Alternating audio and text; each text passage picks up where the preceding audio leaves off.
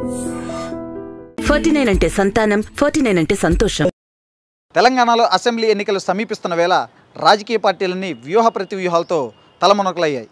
ముఖ్యంగా ఆయా పార్టీలకు చెందిన నేతలు సైతం వ్యక్తిగత ప్రణాళికలతో మరొకసారి గెలిపే లక్ష్యంగా ఇప్పటికే వారంతా ఒక ప్లాట్ఫామ్ను అయితే సిద్ధం చేసుకుంటున్నారు. ఈ క్రమంలో తెలంగాణలో కాంగ్రెస్ పార్టీ గత కొద్ది రోజులుగా చూసుకుంటే వార్తల్లో నాంతుంది. ఆ పార్టీలో జోరుగా చేరికలు కూడా సాగుతున్నాయి. ముఖ్యంగా ఆ పార్టీకి సంబంధించి మాజీ మంత్రి జూపల్లి కృష్ణారావు అలాగే మాజీ ఎంపీ పొంగులేటి శ్రీనివాసరెడ్డి వీరిద్దరూ కూడా కాంగ్రెస్ పార్టీలో చేరడం దాదాపు ఖరారైపోయింది. సో ఇలాంటి తరుణంలో కాంగ్రెస్ పార్టీలో ఒక విషయం అయితే ఇప్పుడు అలజడి రేపుతుంది. మాజీ మంత్రి జానారెడ్డి అలాగే ప్రస్తుతం నల్గొండ ఎంపీగా ఉన్న ఉత్తమ్ కుమార్ రెడ్డి వీరిద్దరూ కూడా బీఆర్ఎస్ పార్టీలో చేరతారంటూ గత కొద్ది రోజులుగా అనేక పుకార్లు అయితే వస్తున్నాయి. సో వీటన్నిటిని ఖండిస్తూ ఉత్తమ్ కుమార్ రెడ్డి ఒక స్పష్టతను అయితే ఇచ్చారు.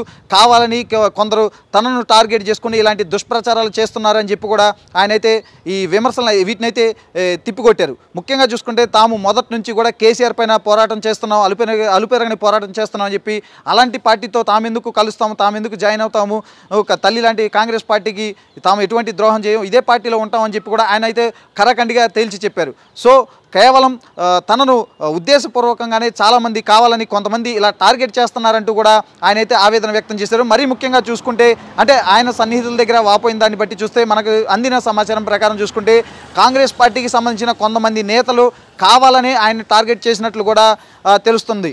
ముఖ్యంగా చూసుకుంటే గతంలో కొద్ది రోజుల కిందట కూడా సామాజిక మాధ్యమాల్లో కూడా కోమటిరెడ్డి వెంకటరెడ్డి అలాగే ప్రస్తుతం భువనగిరి ఎంపీగా ఉన్న కోమటిరెడ్డి వెంకటరెడ్డి పైన అలాగే నల్గొండ ఎంపీ ఉత్తమ్ కుమార్ రెడ్డి పైన కూడా వీరిద్దరి పైన కూడా సామాజిక మాధ్యమాల్లో అంటే వీరిద్దరిని కించపరుస్తూ కూడా అనేక మీమ్స్ అలాగే అనేక పోస్టులు కూడా సామాజిక మాధ్యమాల్లో వైరల్ అయ్యాయి. సో ఇవన్నీ కూడా ఆ పార్టీకి చెందిన కొంతమంది నేతలు గిట్టని వాళ్ళే కావాలని తమ పైన ఇలాంటి దుష్ప్రచారం చేస్తున్నారంటూ కూడా వారిద్దరూ అయితే గతంలో కంప్లైంట్ అంటే ఫిర్యాదు చేసిన పరిస్థితి కూడా ఉంది. సో ఇప్పుడు తాజాగా చూసుకుంటే ఉత్తమ్ కుమార్ రెడ్డి పార్టీ మారుతారు, బీఆర్ఎస్లోకి వెళ్తారు అంటూ కూడా గత కొద్ది రోజులుగా ఒక వార్త అయితే జోరుగా ప్రచారం సాగుతుంది. సో దీనన్నింటినీ ఖండిస్తూ కూడా ఆయన విమర్శల్ని తిప్పికొట్టారు.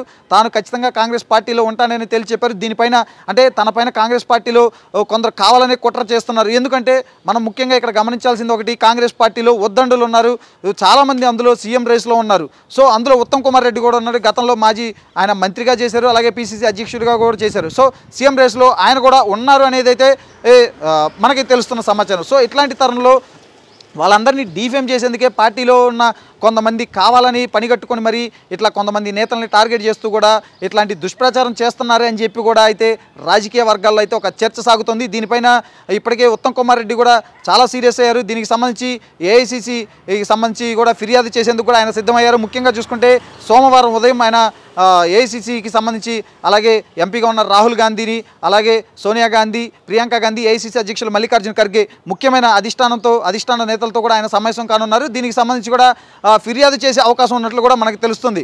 ఆయనైతే ఒక క్లియర్ కట్గా తేల్చి చెప్పేశారు, తాము కాంగ్రెస్ పార్టీతోనే ఉంటాము, తల్లి లాంటి పార్టీకి ఎప్పుడు ద్రోహం చేయమని అయితే తేల్చి చెప్పేశారు. ఇలాంటి వారైతే ఖచ్చితంగా జాగ్రత్తగా ఉండాలి. తమ పైన దుష్ప్రచారం చేస్తున్న వారు ఎవరైతే ఉన్నారో వారందరూ జాగ్రత్తగా ఉండాలి, లేదంటే ఖచ్చితంగా వారిపైన కఠిన చర్యలు తీసుకుంటామని చెప్పి కూడా ఆయన అయితే హెచ్చరించారు. సో ఇక దీనిపైన అయితే ఆయన అధిష్టానానికి అయితే ఫిర్యాదు చేయడం దాదాపు ఖాయమైనట్లు కనిపిస్తుంది.